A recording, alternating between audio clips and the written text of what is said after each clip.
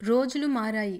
ఒకరి కష్టం గురించి ఒకరు చెప్పుకొని సహాయం చేసే రోజులు పోయి, ఒకరి కష్టం గురించి మరొకరు చర్చించుకుంటూ సంబరపడే రోజులు వచ్చాయి. తెలియని విషయాన్ని గురించి మాట్లాడడం అంటే మీ అవివేకాన్ని బయటపెట్టుకోవడమే.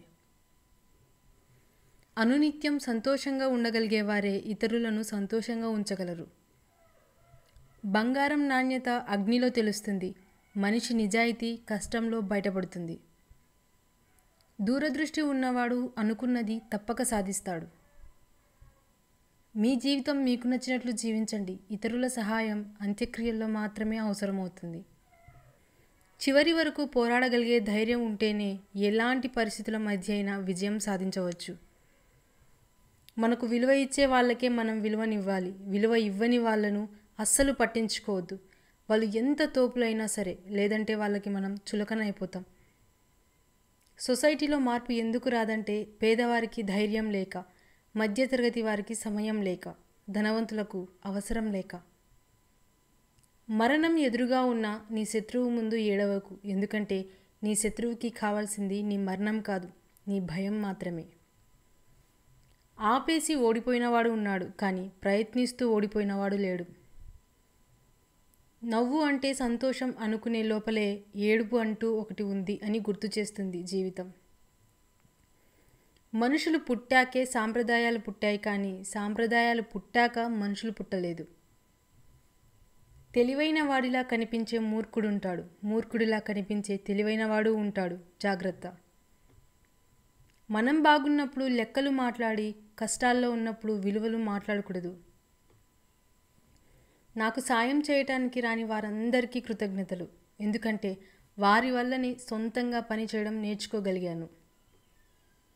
డబ్బు ఉన్నప్పుడు ఎడాపెడా ఖర్చు చేయడం, లేనప్పుడు ఇతరుల దగ్గర చేతులు చాచడం వల్ల మన వ్యక్తిత్వం దెబ్బతింటుంది. నేను ప్రార్థిస్తే దేవుడు నన్ను ఇష్టపడతాడు, కానీ నేను పని చేస్తే నన్ను దేవుడు గౌరవిస్తాడు. కరువులో ఉన్నావని అరువు తీసుకుంటే ఆ అరువు రేపు నీకు బరువు అయితే జీవితం కన్నీళ్ళ చెరువు అవుతుంది. ఆడంబరాలకు పోకుండా ఉన్నదానితో ఆనందంగా జీవించు. ఆడంబరాలను చూసి మనుషులను ఎప్పుడూ అంచనా వేయకూడదు.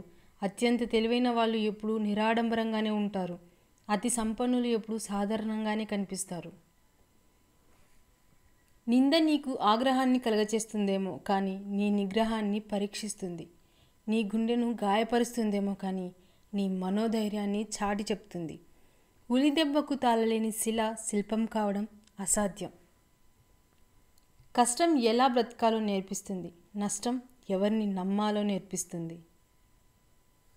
సంపాదించడం అంటే కేవలం డబ్బే కాదు, మనుషుల విలువలను కూడా సంపాదించాలి.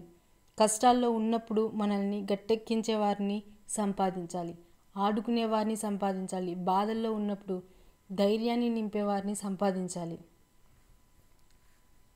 ప్రతి విషయాన్ని వేలాకోలంగా తీసుకునే వెకిలితనం తగ్గించుకుంటే అన్ని విషయాలను అవగతం చేసుకునే విజ్ఞత అలవడుతుంది. ఎప్పటికీ మార్చలేని గతం గుర్తొస్తే ప్రస్తుతం మారిపోతుంది. గమ్యం చేరుకోవడానికి మార్గం కాదు, మనస్సు ఉండాలి. హృదయం నిండా పరుల పట్ల సానుభూతి పొంగి పొరలే మనిషికే ఇతరులను విమర్శించే అధికారం ఉంటుంది. కొమ్మల్లో కూర్చున్న కోయిల కనిపించదు, కానీ దాని పాట వినిపిస్తుంది. మనసు ఎక్కడుందో ఎవరికీ తెలియదు, కానీ అది పెట్టే బాధ మాత్రం అనుభవిస్తూనే ఉంటాం. ఉన్నత స్థాయికి చేరాలంటే ఉన్న స్థానం వదలాలి. పై మెట్టు ఎక్కాలంటే కింది మెట్టు విడవాలి. చేసిన చెడు పని వెంటాడుతూనే ఉంటుంది, చేసిన మంచి పని కాపాడుతూనే ఉంటుంది. గొప్పవాళ్ళందరూ మనవాళ్ళు అయితే బాగుండు అనుకుంటాం, కానీ మనవాడు గొప్పవాడు అయితే తట్టుకోలేం. నేను ఇలా ఉంటాను అని చెప్పకు, ఉండి చూపించు. నేను ఇలా చేస్తాను అని చెప్పకు, చేసి చూపించు. ఊహల్లో ఉండకు, వాస్తవాన్ని గుర్తించు, వాస్తవంలోనే ఉండు. నమ్మకం కోసం నటించవద్దు, నమ్మకం పోయిందిగా అని బరి తెగించవద్దు. దైవం అనేది కేవలం నమ్మకం మాత్రమే కాదు, దైవం అనేది ఎప్పుడూ ఉండే నిజం. అందుకే దైవాన్ని నమ్మకంగా మాత్రమే కాదు, సృష్టి ఉన్నంతకాలం ఉండే నిజంగా భావించు. బుద్ధి ఇంద్రధనుస్సులోని రంగుల్లా అందంగా ఉండాలి, కానీ ఊసరవెల్లిలా సందర్భానికి తగినట్లు రంగులు మారుస్తూ జీవించకూడదు. ఏదో ఒకరోజు అసలు రంగు బయటపడుతుంది. అప్పుడు జీవితంలో ఏ రంగు లేకుండా పోతుంది. అన్యాయంగా ఒకరిని నొప్పించి నువ్వు పొందే ఆనందం మూన్నాళ్ళ ముచ్చటే, కానీ ఆ మనసు కన్నీటి ఉసురు నీ 3 తరాలకు సరిపడే ఉసురు. గుర్తుంచుకో. మనకు తెలిసింది నలుగురికి పంచాలి, మనకు తెలియనిది నలుగురిని అడిగి తెలుసుకోవాలి.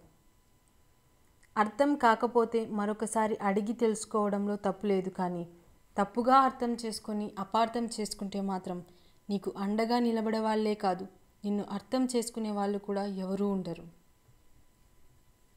పూజా పునస్కారాల కంటే బుద్ధి ప్రధానం, మాట కంటే మనసు ప్రధానం, కులం కంటే గుణం ప్రధానం.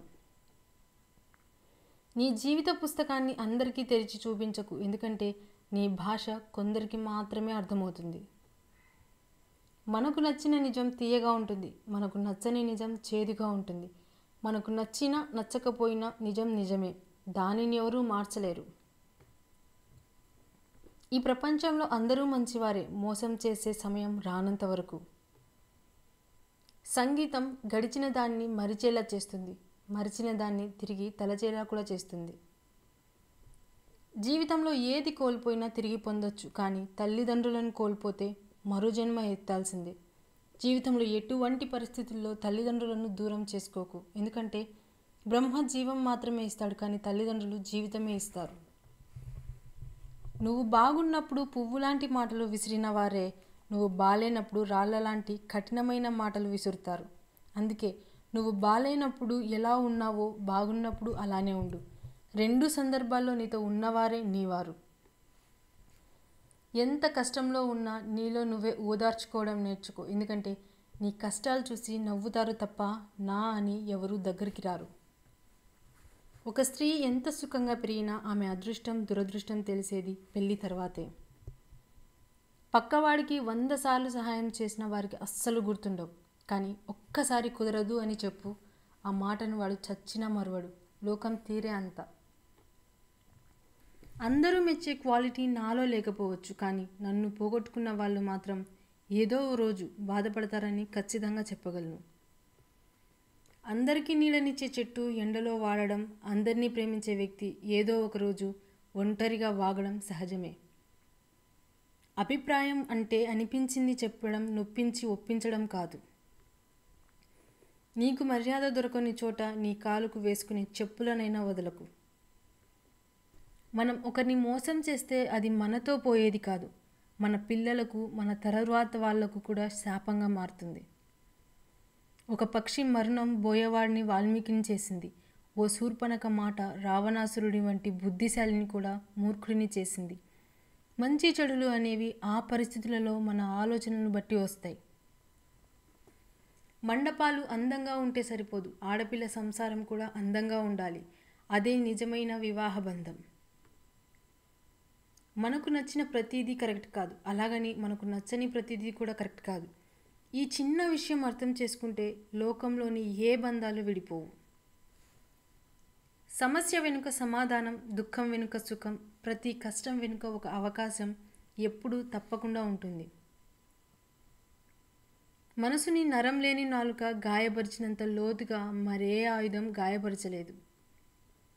మహారాజునైనా మట్టిలోనే పూడ్చేది, సంపన్నుడైన శ్మశానానికే పంపేది. అహంకారం ఆవహించినప్పుడు ఇది గుర్తు చేసుకుంటే చాలు. నీ విజయాన్ని నీకంటే చిన్న వాళ్ళతో పంచుకో, వాళ్ళు నిన్ను స్ఫూర్తిగా తీసుకొని పైకొస్తారు. నీ ఓటమిని నీకంటే పెద్దవాళ్ళతో పంచుకో, ఓటమిని ఎలా అధిగమించాలో వాళ్ళు నీకు పాఠాలు నేర్పిస్తారు.